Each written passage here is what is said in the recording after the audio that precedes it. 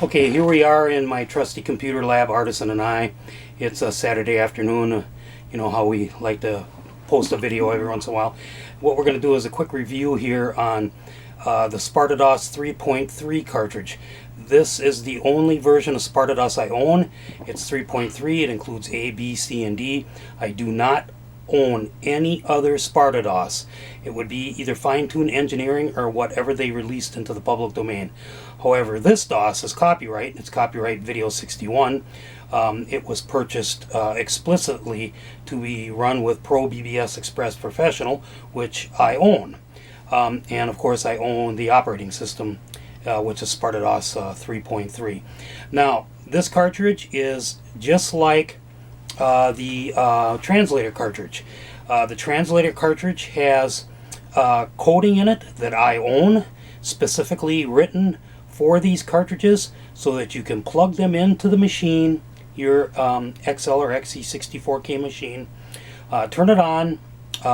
The routines will turn the cartridge port off so that you can pull the cartridge right out of the machine, and then it sends SpartaDOS or the translator or the MyDOS program. I also have a MyDOS cartridge, and I own the routines on that one too. It sends it right in the RAM and ends up, of course, on your monitor or TV screen. So here's what we'll do.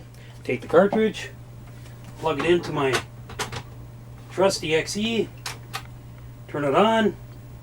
I have the disk drive on. I have a floppy disk in the disk drive that has the SpartaDOS external commands in. I just simply pull the cartridge out of the machine,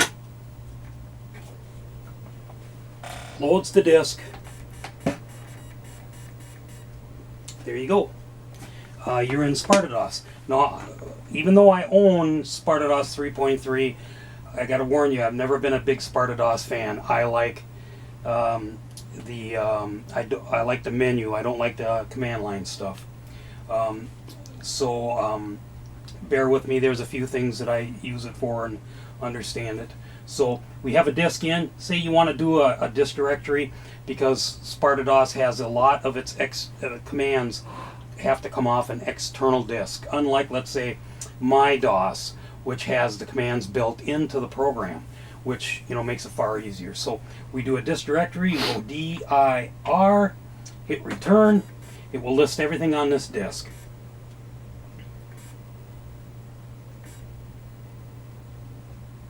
Let's say you want to copy, you do D copy, hit return. It'll load the copy program, and it'll have all the command lines there telling you exactly what you have to do if you want to, let's say, format a disk as F. You want to do a directory D. You want to copy a single file C. The Sparta directory is B.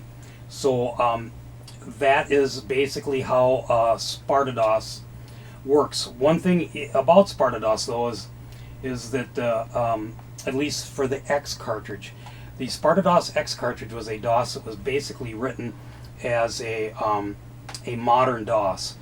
Part of the problem with all the Atari DOSes, the 2.0, 2.5, whatever, MyDOS, SmartDOS, whatever DOS you're using, as far as I know, you could only do 64 files per directory, which I thought was pretty ridiculous.